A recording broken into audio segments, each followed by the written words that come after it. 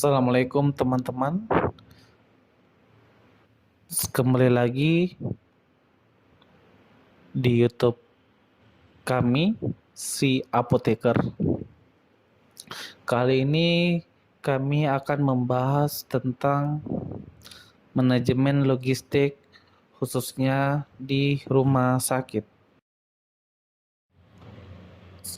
Definisi logistik yaitu bagian dari instansi yang bertugas menyediakan bahan atau barang yang dibutuhkan untuk kegiatan operasional suatu instansi dalam jumlah, kualitas, dan pada waktu yang tepat sesuai kebutuhan dengan harga serendah mungkin.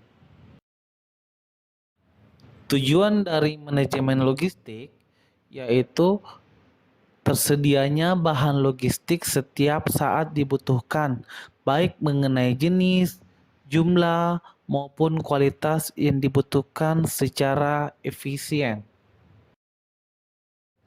Di dalam pengelolaan perbekalan farmasi, kita mengenal namanya drug management cycle, di mana ini saling berkaitan satu sama lain. Mulai dari pemilihan, perencanaan pengadaan, kemudian penerimaan, penyimpanan, pendistribusian, dan kemudian lagi pengendalian, administrasi, pelaporan, serta evaluasi. Menurut Permenkes 72 tahun 2016 tentang standar pelayanan kefarmasian di rumah sakit, perbekalan farmasi meliputi obat, bahan obat, alat kesehatan, regensia, radiofarmasi, dan gas medis. Sekarang kita akan membahas satu persatu, mulai dari pemilihan atau selection. Di sini ada 3 komponen penting di dalam pemilihan suatu obat, yaitu PFT, Panitia Farmasi dan Terapi, formularium rumah sakit, dan sistem informasi manajemen rumah sakit. Kemudian selanjutnya yaitu perencanaan, procurement, itu ada 3, yaitu data pengeluaran, biasanya kita kenal dengan historis, data tolakan, dan pesanan obat sito atau khusus. Di mana fungsi perencanaan yaitu untuk menghitung berapa besar kebutuhan bahan logistik yang diperlukan untuk periode waktu tertentu, biasanya untuk 1 tahun. Menurut Hartono tahun 2004, ada 2 cara pendekatan yang digunakan dalam perencanaan kebutuhan obat, yaitu metode konsumsi dan metode epidemiologi. Sekarang kita bahas dulu metode konsumsi, yaitu dengan mengetahui atau menghitung kebutuhan yang telah dengan nyata dipergunakan dalam periode waktu yang lalu. Yaitu ada 5 komponen, yaitu jumlah, sisa atau persediaan pada awal periode, jumlah pembelian pada periode waktu, jumlah bahan logistik yang terpakai selama periode, jumlah sisa bahan logistik pada akhir periode, membuat analisis kelancaran penyediaan bahan logistik, misalnya frekuensi barang yang diminta atau habis atau tidak ada persediaan, jumlah barang yang menumpuk, serta penyebab terjadinya keadaan tersebut.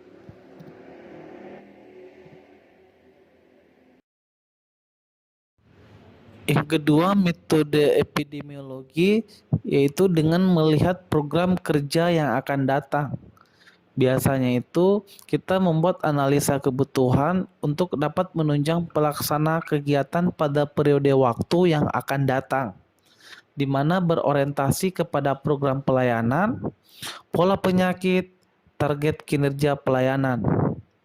Kemudian memperhatikan kebijakan pimpinan mengenai standarisasi bahan ataupun kebijakan dalam pengadaan. Untuk obat misalnya ada formularium, untuk pengadaan di rumah sakit dan puskesmas milik pemerintah diatur oleh Kepres. C. Menyesuaikan perhitungan dengan memperhatikan persediaan awal, baik meliputi jenis, jumlah, maupun spesifikasi bahan logistik. Dan terakhir itu D. Memperhatikan kemampuan gudang, tempat penyimpanan barang. Kemudian pengadaan atau purchasing. Di sini ada 4 komponen penting, yaitu tepat jenis obat, tepat jumlah obat, tepat waktu datang obat, dan harganya optimal atau serendah mungkin. Di dalam pengadaan obat, kita juga mengenal namanya safety stock atau buffer stock, yaitu istilah yang digunakan oleh logistik untuk menggambarkan tingkat stok ekstra yang dipertahankan untuk mengurangi risiko stock outs atau kekurangan bahan baku atau kemasan karena ketidakpastian pasokan dan permintaan.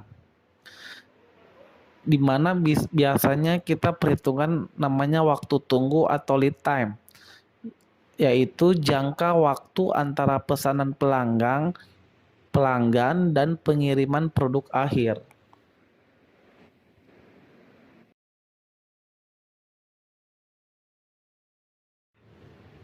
Selanjutnya penerimaan atau receive, yaitu ada surat pesanan, kita cocokkan dengan faktur atau nota, dan juga barang datang. Dokumen kontrol dalam penerimaan barang yaitu meliputi PO, pesanan obat, dan faktur. Yang kita harus perhatikan yaitu pencatatan expire date dicocokkan antara faktur dan barang datang, kemudian pemesan kualitas kemasan, produk, dan suhu waktu barang itu datang. Misalnya pada saat kita pemesanan vaksin atau obat insulin, kita harus mengecek ice box-nya. Kemudian waktu datang barang.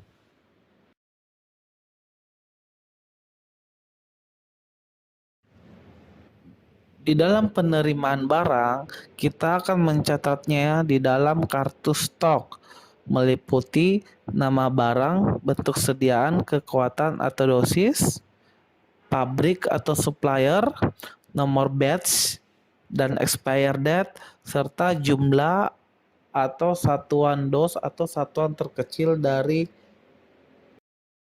Selanjutnya penyimpanan, yaitu syarat dan kondisi obat, tablet, kapsul, injeksi, pulp, salep atau krim, suppositoria, solusi atau lotion, reagen, film, bahan makanan, kain, dan produk steril.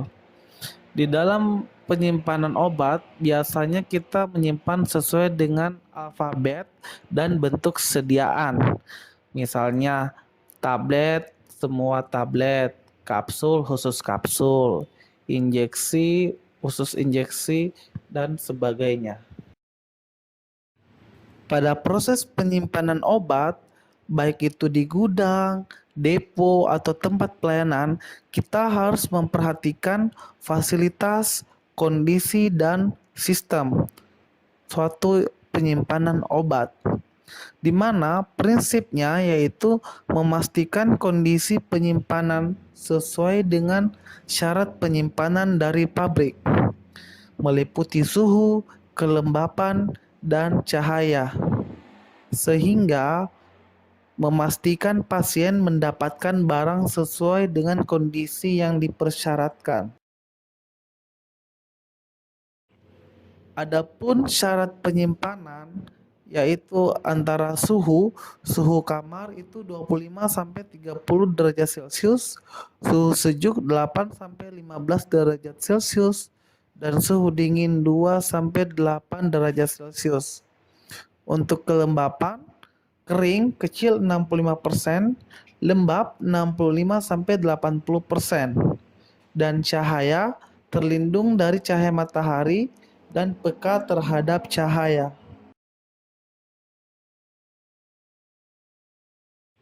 Penyimpanan yang baik menjadi pilihan yang tepat untuk kepuasan pelanggan, meliputi kualitas pelayanan dan kualitas produk itu sendiri. Caranya yaitu memperhatikan persyaratan penyimpanan dengan suhu kamar, suhu sejuk, dan suhu dingin. Sekian dan terima kasih presentasi saya. Mudah-mudahan ada gambaran kepada teman-teman tentang manajemen logistik khususnya di lingkungan rumah sakit. Wassalamualaikum warahmatullahi wabarakatuh. Sampai jumpa di slide berikutnya.